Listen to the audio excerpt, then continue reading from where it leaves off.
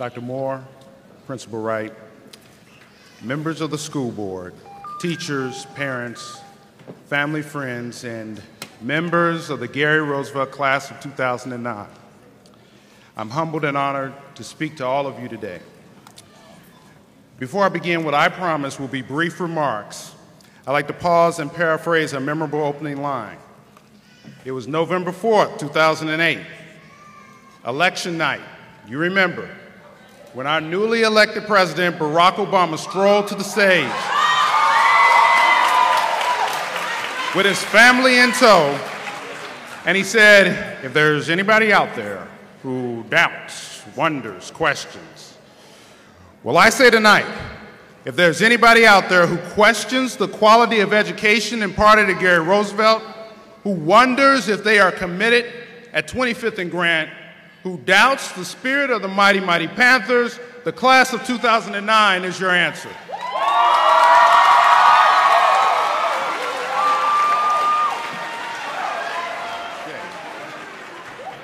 The valedictorian and salutatorian speeches were just a sample of the excellence we've come to expect of Roosevelt graduates throughout the years. Please give them another round of applause for their accomplishments and their remarks.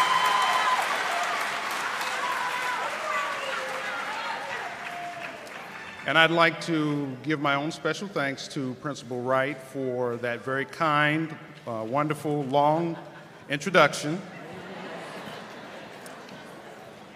I'll have to admit I was a little embarrassed by all that she mentioned, but she read it just like I wrote it, so we're okay.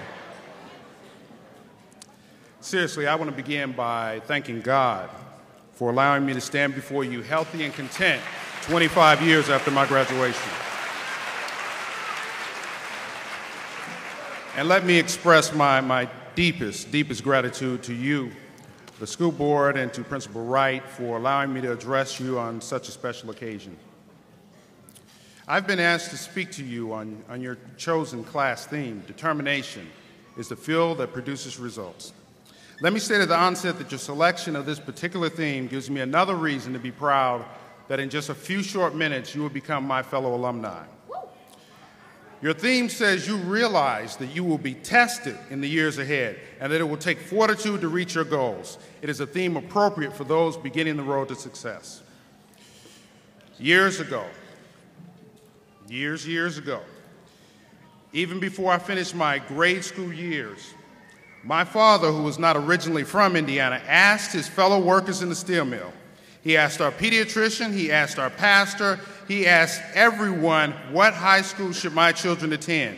And to a person, they replied, Gary Roosevelt.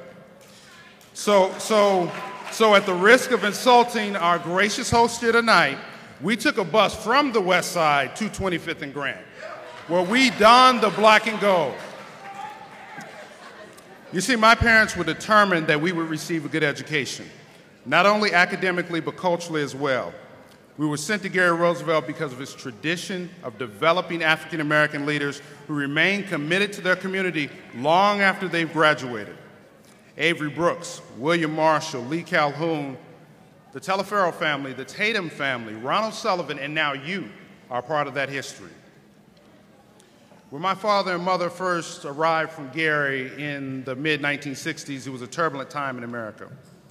The Vietnam War was at its height, and due to the mandatory draft, African Americans were dying at twice the rate of others in the conflict.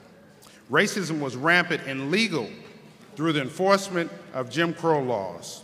And those who spoke out against either the racism or the war were killed.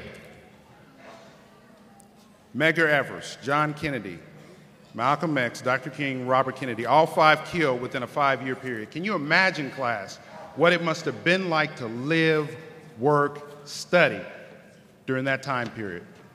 Our ancestors did that. That's what they went through to get us to where we are at this point.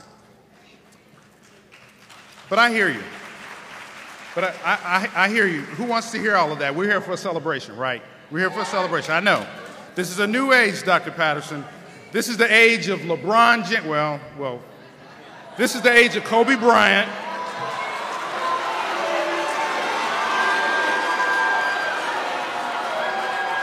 I'm just telling you like it is. I'm just telling you like it is. Tiger Woods, Oprah Winfrey. We have an African-American president, an equally intelligent and beautiful first lady. Beyonce is with Jay-Z, and Rihanna has come to her senses and left Chris Brown. All is good with the world, right? Everything's good, I understand. I agree with you, times have changed, but because of these changes, class, you will have to be all the more determined in the future. Some conservatives are already declaring this the post-racial era. They said there's no more discrimination and racism is a thing of the past. Conservative commentators like Rush Limbaugh, Sean Hannity, and Glenn Beck, so twisted by their dislike of an African-American president that they are openly rooting for America to fail. And these people are going around now saying not we shall overcome, but we have overcome, as if they had anything to do with it. No, class. They are counting on you to be so excited by the fact that the first president your generation has had an opportunity to vote for as an African American that you won't notice that plans are already underway to stop the means by which it became possible. Who needs affirmative action or civil rights laws goes to argument. There's an African American president. How can there still be racism in America?